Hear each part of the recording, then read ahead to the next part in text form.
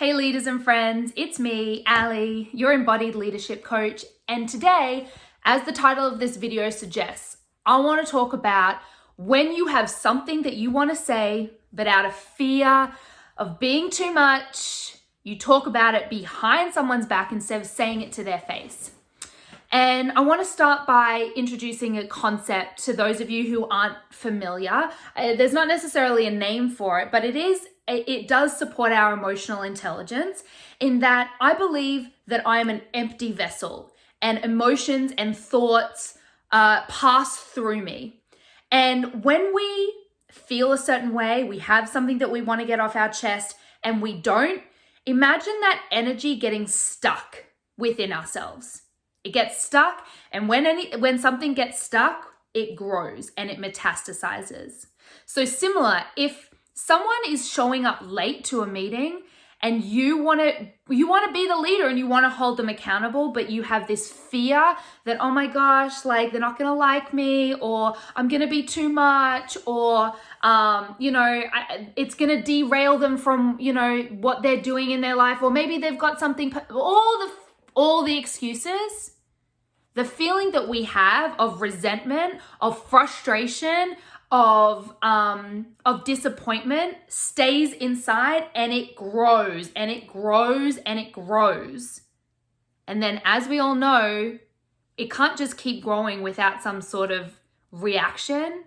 So it will grow, and then all of a sudden they'll do one thing and you'll probably blow up. And maybe your blow-ups don't necessarily look like a verbal argument, but it might look like silence. It might look like holding a grudge. And I want to ask you, are those productive, efficient leadership qualities? Is that the type of leader that you want to be? Or do you want to hold the people that you work with accountable for behavior that is not aligning with their highest truth? As leaders, we are here to recognize the potential in others and support others in tapping into that potential. And so when we don't hold people accountable for behavior that goes against the values of our organization or even goes against our own values, the way that I see it is that we are enabling that behavior. And in fact, we're not holding that person to the highest standards that we know that they're potentially capable of.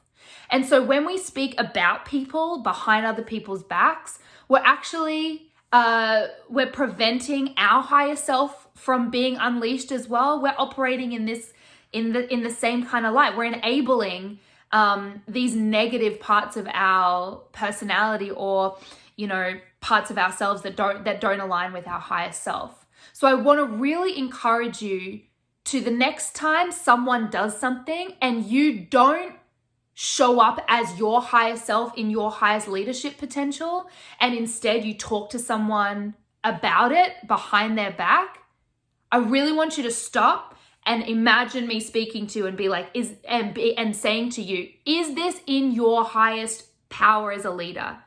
Are you stepping into your worth, or are you succumbing to what everybody normally does because we have fear of being cancelled and fear of being judged? We are people pleasers. Most of us are people pleasers at heart. And sometimes we need to take the jump and hold someone accountable and break out of that people pleasing mentality, only to know that when we do, we're not going to die. We need to build some psychological resilience and stamina so that we practice it, so that we get better. It's a muscle like anything. And I know it's scary the first time. If someone has been coming late to a meeting and you keep on bitching to your colleagues about it, and then you decide one day to go, hey, Joe, I just wanted to let you know that, I know we have a value of respect, and respect in this case looks like showing up on time. It looks like respect for yourself so that you can get the most out of the meetings, but also it looks like respect, for your other teammates who are here on time always. So I just want to know what I can do as a leader to support you in being here on time. That could be like a diluted, example, but I really want to encourage you the next time you speak about someone, instead of holding them accountable to the behavior that's going to be in alignment with their most truest self, to stop and to really to decide if that's something that you want to do. And then just kind of going back to the original point of, we don't want anything stuck inside of us. So if right now you have a feeling, like if you think of someone that you've maybe had an altercation with, or there's an unresolved relationship or conversation in your life, and when you think about it, something happens in your body, that means that there's energy that's being stuck. And as leaders, regardless of leadership, I just feel like it's inevitable that we want to hold on to feelings. I do it too. And we all know the feeling of when we actually finally have the conversation with that person, the feeling almost like dissipates. It's like it breaks down. My mom always told me that, you know, it doesn't do anyone any good by talking about the subject to other people. You have to talk to the actual person. Otherwise, that feeling just kind of grows.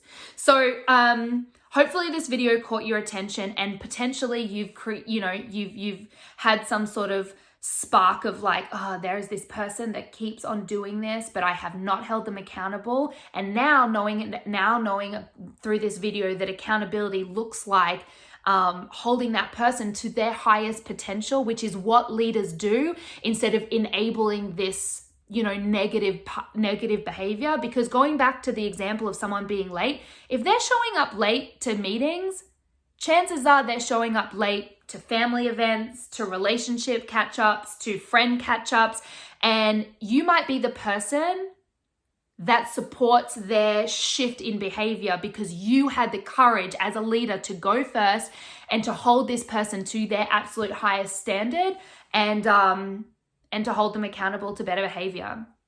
So I'm going to finish there. I just wanted to say, if this is something that you're really struggling with and you have this people-pleasing, nagging feeling of like, oh my goodness, this is too hard, I can't do it, I'm actually officially open for coaching, one-on-one coaching right now. Yes, I work with leaders, and if this is something that you want to work on within your relationship and holding someone accountable to behavior that is not aligned with your values or the values that you've created potentially in a relationship or a workplace, please hit me up, slide into the DMs. I'm always available to support whatever you need. And I just want to remind you before we finish that you are worthy and deserving of putting yourself first, if it means that it gets you into the most aligned position to make the change that you know that you're here to make. Okay, so thanks for listening, everybody. Hit me up if this resonates, write a comment, start a conversation, and if you'd love to support, then I'm absolutely here for you. All right, guys, enjoy your day. See ya.